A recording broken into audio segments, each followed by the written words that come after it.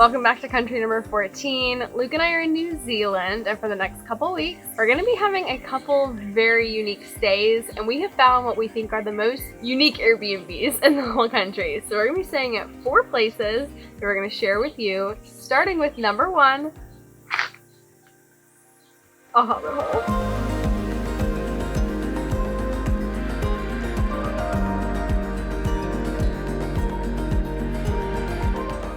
Welcome to Woodland Park. We are staying in one of their 2 Hobbit holes for the night. It's $180 US per night, and they actually have a couple options on the property. Not only are there these Hobbit holes, by the way, but they've got some planes, an old ship, and some kind of cool retro spots that you can stay on. This is like one big property with like a bunch of unique accommodations. But given that we're in New Zealand and near Hobbiton, it only felt right to stay in our very own Hobbit hole. For this section of the video, everyone should go put on Concerning Hobbit from the Lord of the Rings, Fellowship of the Ring soundtrack, because that's what we're playing on repeat inside. I think my favorite part of this whole place is the door. Obviously this is a human-sized version, so I appreciate them keeping it anatomically correct for us to use. Let's take a look inside. So inside is kind of just your basic hotel room, couch, dining table, bed, kitchenette, bathroom. There is a second room over here, by the way, with 4 bunks. So you could actually sleep like 6 people in here. I probably wouldn't unless those were children. Or for 2 people, it's perfect. To make it really feel like the Shire, they have these big circular windows everywhere, and you can actually pop them out so you can hear all of the crickets and little bugs outside. Woodland Park is located in Waitomo, which is on the North Island of New Zealand, not far from where we're staying with some family soon. One of the best things to do in the area is the glowworm cave that we're doing tomorrow. I'm super excited about. I think it's one of the number 1 things on most people's New Zealand bucket list, but make sure that you visit while you stay.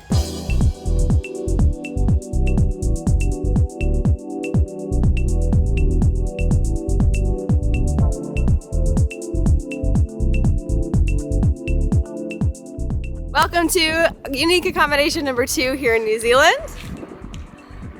We're staying in a converted lighthouse. So this lighthouse costs $125 US on Airbnb per night. It does have a 2-night minimum though, so keep that in mind. This is located down in Wellington, New Zealand, which is at the bottom of the North Island. Let's have a quick tour inside. First of all, this door though, actually. It's so cute, like, wow. I love the tree. It's very nautical.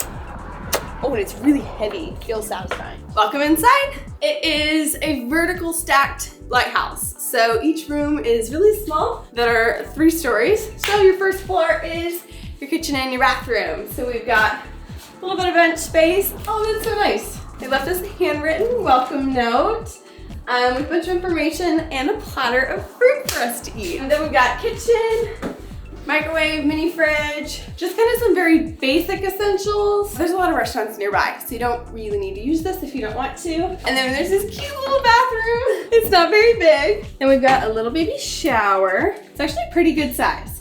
Like, this is bigger than your typical like RV van life shower, so not bad, considering this place probably didn't have a shower to begin with. And then a little baby toilet room, and that's about all that's included in here. First floor isn't anything super crazy besides obviously these beautiful views out the window. So let's show you the next 2. Floor 2 is the bedroom. It's pretty simple. There's a TV, although there's no Wi-Fi in this Airbnb. In the entire world, we have never stayed anywhere, and even in very remote places that we have stayed without Wi-Fi. So that's a tip for this Airbnb. You should really have Wi-Fi. But this is it. You got a bed, a cute little lighthouse drawing, and some windows, which are the best part, of course, because beautiful ocean views. There's a heater, thank God, because there's no central heating and it gets a little chilly at night. And now we go up to the 3rd. Last but not least, the 3rd floor is basically just panoramic windows. So this is the top of the lighthouse. There's not really a light here anymore. I guess there's a little chandelier and some cute little antique lights. But we have these beautiful windows in all directions from the top, and you can just look at the ocean. There's this cute little tide clock and actually a wind speed what do you call it? Anemometer. Anemometer. being technical. I think the little doohickeys on here that goes, but we have a balcony. This is so beautiful. We're up at sunrise just to see this. Oh my gosh, the rocks out in the ocean give you great perspective on where you are. And it's literally been waves crashing all night. The sound is beautiful.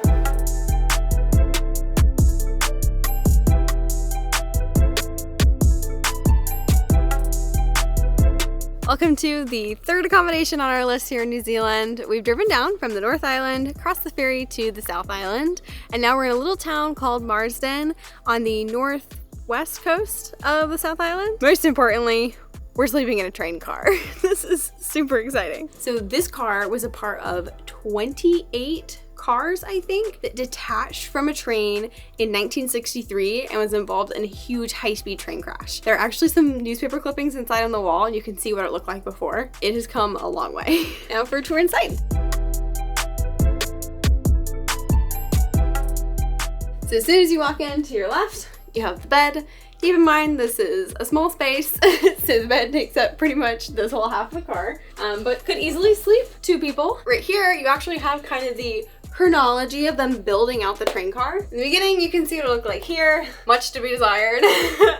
But as you go through the photos, you can see as they built it, renovated it, and made it into this beautiful Airbnb today. These are probably my favorite light switches I've ever seen.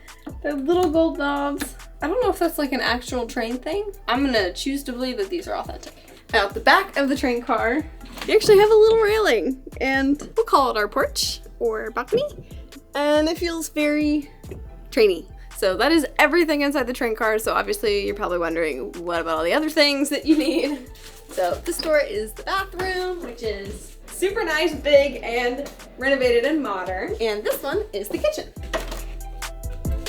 Yeah, they have a fully stocked kitchen in here. Little table, mini fridge, stove, and microwave. It's a bit overcast today, as New Zealand gets, but there is a nice little porch area and umbrella in case you need it. And now for my favorite part of this whole stay. There is an outdoor bathtub, people. Not only is it outdoors, it's surrounded by this New Zealand bush fernery and greenery. Oh, I want my house to look like this so bad. And on the other side of this little fence here, we have lambies. Right in front of the train car door, there's actually this little dock. I don't know, it's kind of like a little pond. This property is so peaceful. We got all this for 97 US dollars for the night, which is a steal considering how private and nice this is. It's a little bit in the middle of nowhere, but we were driving down this way anyway, so it worked out perfectly for our trip. I just can't wait to go get in that bath.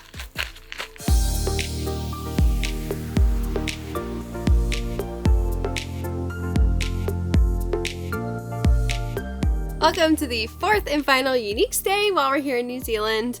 We are now all the way at the bottom of the South Island in a little town called Te Anau. So this Airbnb, the hosts have called the O2 Yurt or the Oxygen Yurt, and it's a yurt. So we've never actually stayed in a yurt before, but my favorite part is the ceilings. So this Airbnb was $250 US per night. We're staying here 2 nights. And really the best part about it is that it's so private. You're on this like meadow area with an outdoor deck and a fireplace and an outdoor bathtub. It's super quiet and serene. We're looking out over to the Fiordlands National Park. And so it's very nature focused, sustainable, and just darn right cute. Around the yurt is a big, beautiful deck that they've built with all kinds of goodies to show off. There's some deck chairs, a fireplace, and it cools down a lot, so I'm really excited to use that tonight. And most importantly, this giant stone bathtub. As soon as we turn off the camera, I'm diving right in here. Oh my gosh, look at these views. There's some tables, there's a grill, because most importantly, there's actually a whole house, in a way, built on the backside with literally everything you can need. This is fully stocked and you can use whatever you want. Obviously, there's no bathroom inside the yurt, so this extra building has like the little kitchenette, we'll call it, and then a bathroom. It's actually a really nice, big, modern bathroom and a gigantic shower. dream shower. So even though it's kind of glamping with the yurt, this is way more than the luxury hotel vibes that you might want to accomplish. But all that being said, as cool as the Airbnb is, it gets even better. This yurt comes with a helicopter. It's crazy. In 10 minutes, there's gonna be a helicopter landing in this field behind me to pick us up and take us over Milford Sound for 2 hours. I'm so excited. To be fair, you do have to pay extra for the helicopter booking itself.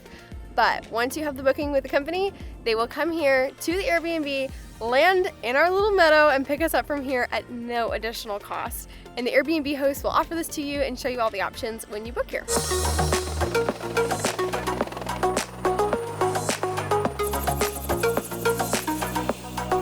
Here we go.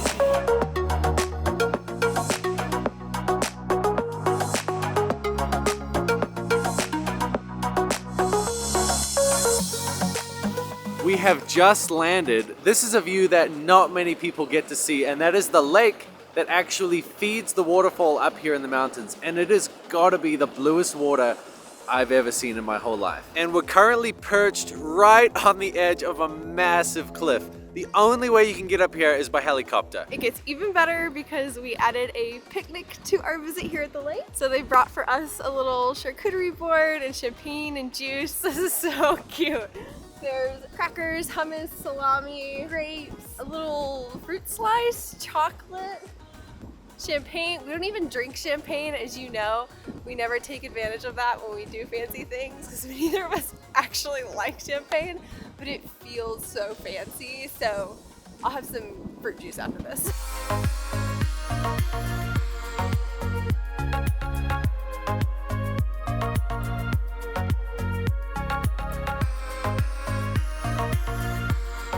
Just got out of the helicopter.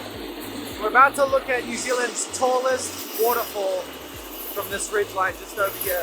There is no way you can get here without a helicopter. This is the best perspective by far.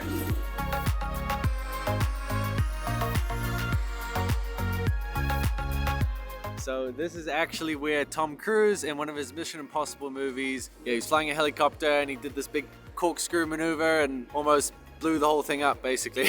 You may also recognize Sutherland Falls from the end of the Hobbit movie.